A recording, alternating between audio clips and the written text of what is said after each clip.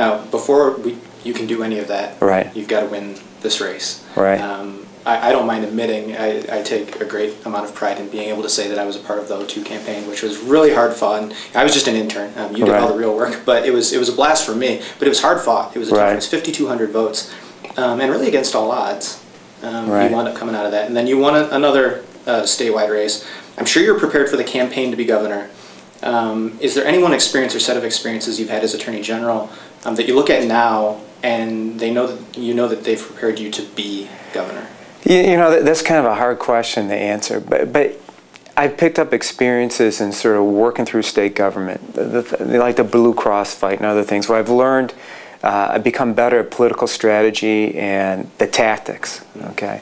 But you know, if anything, I think the experiences I had as a Marine, the experiences I had as a homicide prosecutor, and some of the experiences I had as Attorney General really provide me with the leadership ability, which I think is going to be the most important thing, to get it done.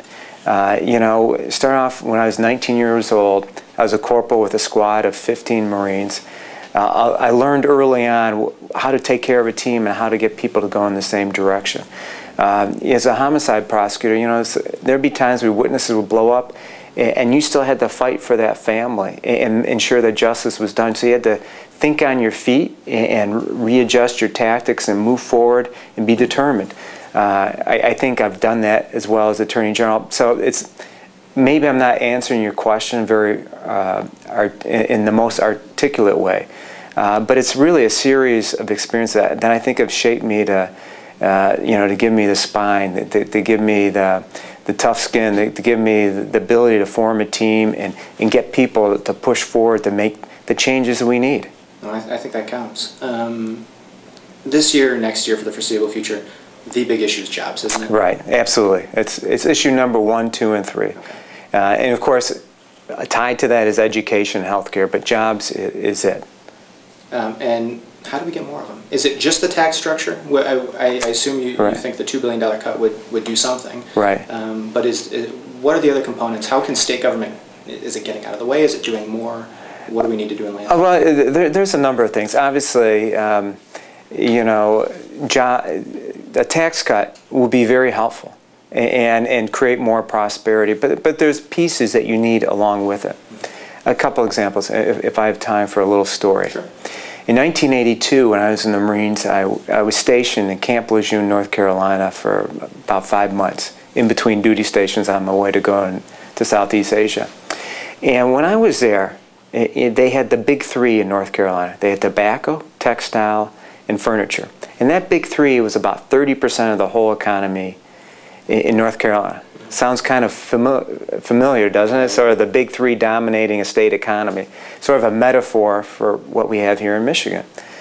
Well, if you go there today, they have a big 5 that generates about 15% of all the economic activity. None of textiles is gone, furniture is gone, tobacco is gone.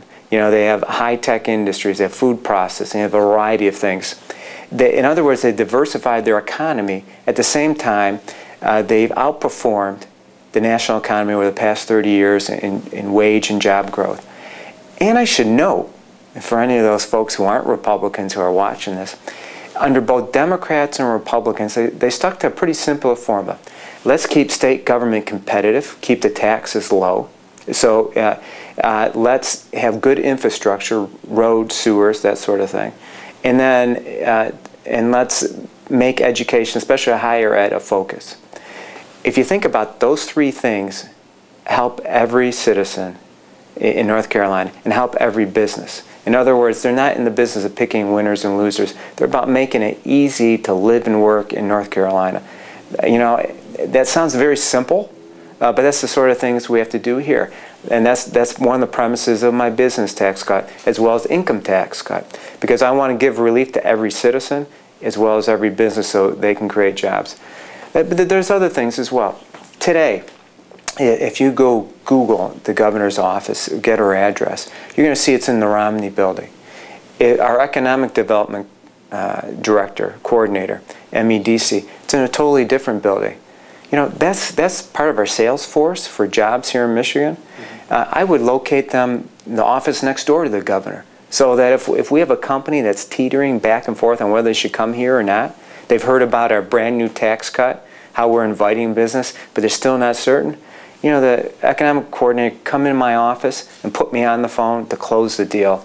You know, our regulatory environment, you travel through much of Michigan, and the DEQ is viewed as a hostile occupational army.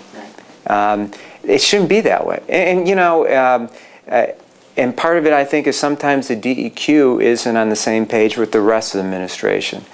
You know, I'm a conservationist, but I think we can have sustainable growth and development. I think we can have vibrant growth and still protect our environment.